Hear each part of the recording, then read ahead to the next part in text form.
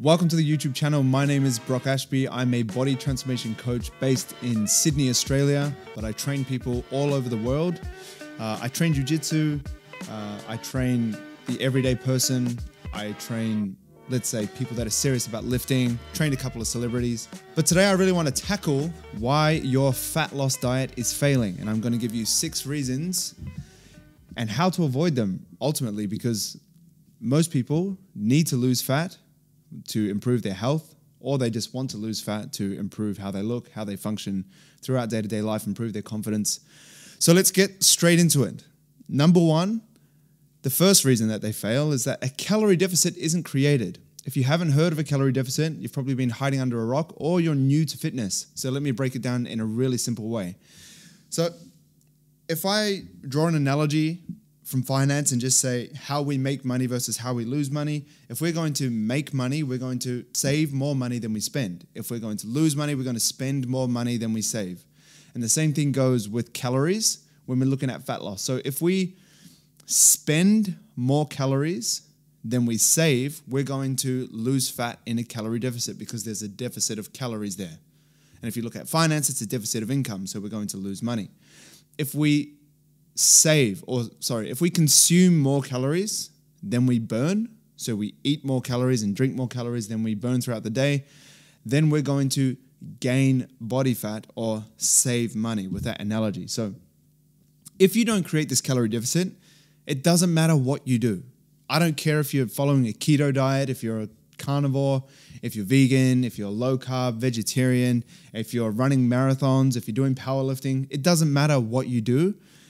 If this calorie deficit isn't created and not looked after, then you're not going to lose body fat. The law of thermodynamics says so. So that is the first reason that you're not going to lose weight. And a lot of people will complain to their coach, to their friends, their family, I'm not losing weight. I'm on 1,200 calories. I'm on 1,500 calories. And there's many reasons why they may be complaining and why they're not being successful.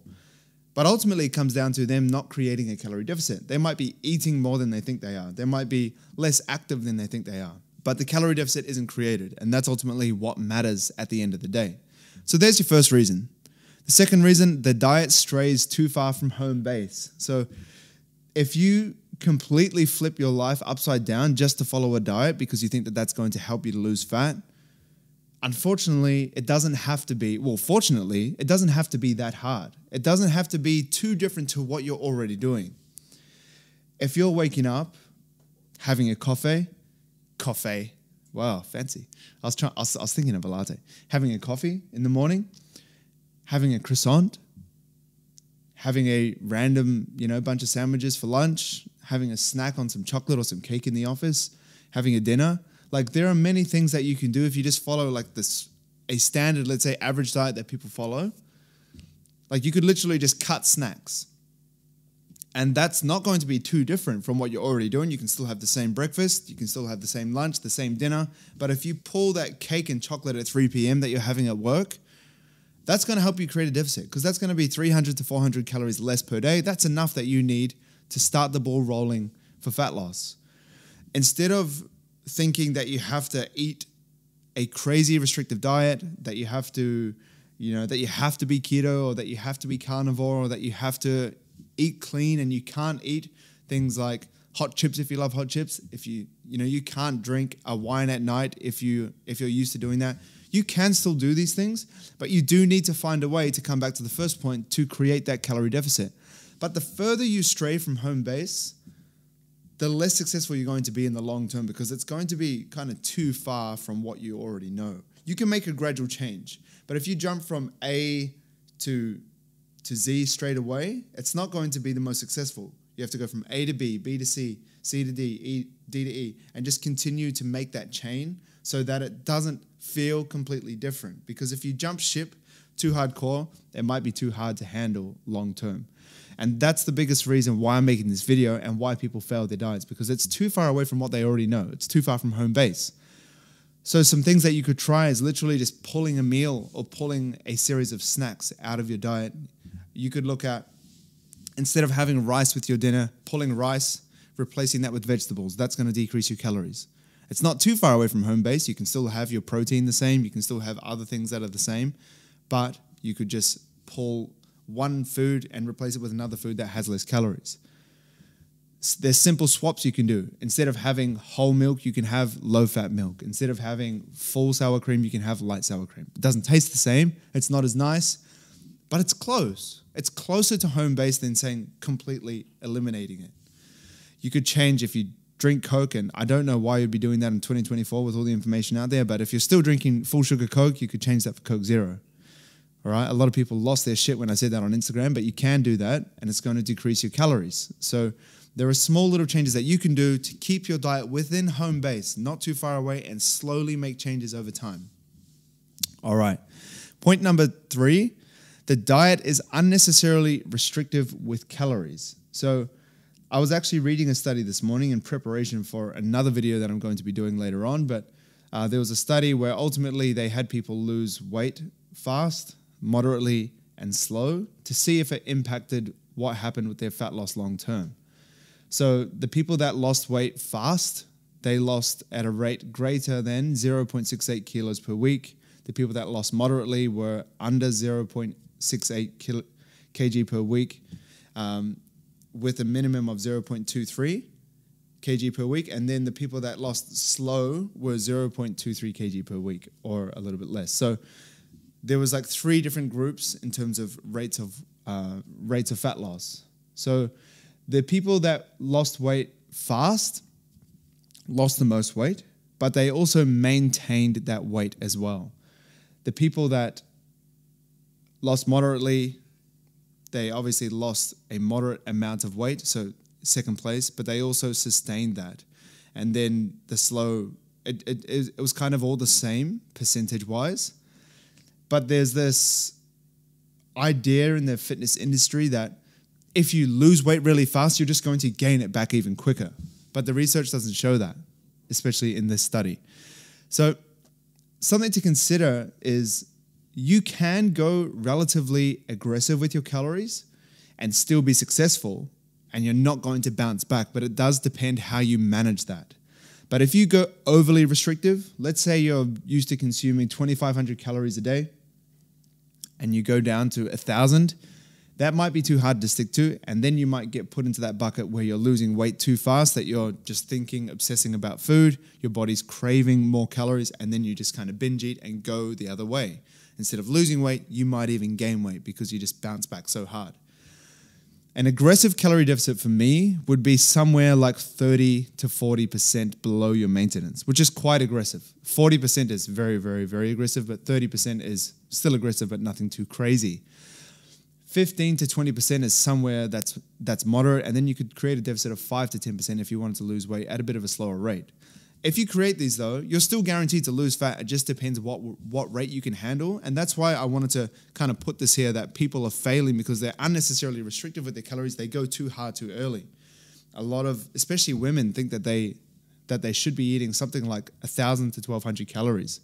I've had female clients lose weight on 1,800 calories. I've had them lose weight on 2,000 calories. It really just depends where you're at, how active you are, and also which mindset you have. Some people like to go really hard with dieting for a shorter amount of time and then just go to maintenance after that. Some people like to go a bit slower. Slow and steady wins the race type thing. So I'll just slowly chip away at it. And personally, that's how I like to do it. Because I've been on the other side of the spectrum before, lost weight really quick, but then I tend to bounce back and just kind of like fall into this habit of binge eating and kind of eating too much and bouncing back to the weight that I was, or going beyond it and gaining weight. So what I like to do is chip away at losing somewhere like 500 grams per week. It's really slow. But when you zoom out, that's 2 kilos in a month, which is still pretty steady. That's 4 kilos in 2 months. It's 6 kilos in 3 months. And that makes a significant difference in your body. You do have to be more patient. But for me, it makes me feel like I'm not dieting, like it's easy. If I cut my calories more, I have to really look at the food choices that I'm making. I have to decrease my portion size. And I find that my training, my weightlifting, my jiu-jitsu just turns to shit. And the way that I think at my job as well is not very good when I'm not on very high calories as well. So you don't need to be unnecessarily restrictive, like over 30 to 40% below your maintenance, but I would look at being 30% or under. Number 4, the diet is unnecessarily restrictive once again, But instead of with calories, it's with food choices. And this kind of comes back to what I said before of not straying too far from home base. I kind of proved this point back in 2019. I did this ice cream challenge. I ate ice cream every day for 30 days in addition to my normal diet. Obviously, I made some changes here and there to make room for the calories that I was eating. But I had 3 scoops of gelato ice cream for 30 days, every single day, and still managed to lose 5.2 kilos. And that isn't to say that it was a wise decision, because to be honest, on paper, it's a pretty dumb decision, right? If someone was like, I want to lose weight in a month, and you're like, mate, have you tried ice cream? You should do it. It's the fat loss food that you haven't tried yet. It wasn't that case. I had to make a lot of sacrifices to try and fit that 900 calories of gelato every day into my diet. And it was very hard. I was relatively hungry quite a lot. But I just wanted to kind of prove a point that you can eat ice cream if you wanted to lose weight. You don't have to eat 900 calories worth. You could have 150 calories, 200 calories of ice cream a night and still lose weight, and it'd be much easier than trying to eat almost 1,000 calories of gelato a day. So you don't have to be unnecessarily restrictive with the types of food that you eat, but there are some boxes that you need to tick. You would want to have a high protein diet, somewhere around 1.6 grams of protein per kilo of body weight, or a gram of protein per pound of body weight. Something like that, or a little bit under, maybe 0.8 grams per pound. That's going to be a real steady point to class yourself as a high protein diet person, and that's going to help you to maintain muscle mass, build muscle mass whilst you're cutting. You want to have a calorie deficit that's not too aggressive. So as I mentioned before, you don't want to cut 30 to 40% less than your maintenance calories. You want to be hitting fiber so that it helps you to stay full on your diet. And you want to be having a wide variety of fruits and vegetables and protein sources so that you don't get any deficiencies from dieting. You can supplement with a multivitamin. I like to try my best to do it naturally, though. You may need to supplement. So those are some things that you need to tick off. But other than that, you can consume other things that you may not think to be clean and still make progress with your fat loss diet, like I proved with the 30-day ice cream challenge. The 5th point, the diet goes on for too long. That can really screw yourself up. So I like to diet people for anywhere between 8 weeks to 16 weeks and nothing more. If you go longer than 12 weeks, 16 weeks, it can become pretty shit, to be honest. It's just rough. You've been in a calorie deficit, and what that ultimately means is you're consuming less calories than your body needs to function optimally, to recover better, to perform better at work, to perform better in your physical activities and hobbies and things like that. So doing that for 16 weeks is a stretch, man. Even for 12 weeks. I kind of like to diet for anywhere between 4 to 8 weeks, and then I like to put a pause on it. So what you can do is something simple as diet for 12 weeks, so calorie deficit for 12 weeks, and then go to maintenance for 4 weeks. So that just can alleviate any diet fatigue that you're feeling. And you might not even feel it. You may feel like you can keep going, but it's probably a wise decision for you to go to maintenance for 2 to 4 weeks, 4 weeks to be safe, and really just revitalize your metabolism, because eating in a calorie deficit does kill your metabolism. You're not going to burn more calories or build a metabolism when you're literally receiving less calories than you need to go through day-to-day life. So 2 to 4 weeks can help alleviate any kind of tiredness, any fatigue that you've kind of accumulated. It can help you build your metabolism. It can help you start getting stronger again at the gym if your strength is decreasing over time. So it's a really good point to kind of pit stop yourself, pull over, change the wheels, change the tires, get some good sleep, get some good training. And then after a month of kind of being revitalized and rejuvenated, and psychologically, you get more calories too, life is better. And then you can go into a cut once you're feeling better after that kind of 2 to 4 week break. But if you just keep slugging on, it just becomes tiresome. And then your metabolism just keeps going down, and your emphasis or your ability to try and continue to lose weight at the same rate that you initially had is just going to get harder and harder and harder. Your calories are going to be lower and lower and lower and lower. And it's just not a good sign. So lastly, the 6th reason is there's no real reason to lose fat. And this kind of comes down to more motivation and psychology mindset. If you don't really have a great reason to lose fat, which some people don't, they just think that that's the thing that they should do, they just don't stick to it because there's no skin in the game. It doesn't matter to them, you know? People that go to the doctor and they say, your blood pressure's too high if you don't lose weight, like you're probably going to die within the next year. They have a fire under their ass and they're going to work hard. They have that real reason to lose fat, and that is literally to stay alive. But if you're just like, oh, you know, I want to look good on the beach, but you don't really mean it. You don't really care what you look like with your shirt off. You don't really want a six-pack, but you say you do because, you know, that's what you think you should do. Then you're not really going to stick at it when it gets difficult, when you're tired, when you feel like you need to push, but you can't. If you have no real reason, then you're probably not going to stick to it long term. You might last a couple of weeks, but progress in the fitness world is relatively slow to your expectations. So things don't happen crazy fast. Obviously, you can put the right things in place and see steady progress, but things don't happen overnight. Amazing things don't happen within a week or even 2 weeks. Amazing things happen when months and years accumulate together of hard work. So if you don't really have a real reason to lose fat, then it's not really going to happen. So try and dig deep and see if that's what you really want. And if you don't want to lose fat, then that's completely cool. Maintenance is an awesome goal, just to maintain a healthy weight and focus on getting strong.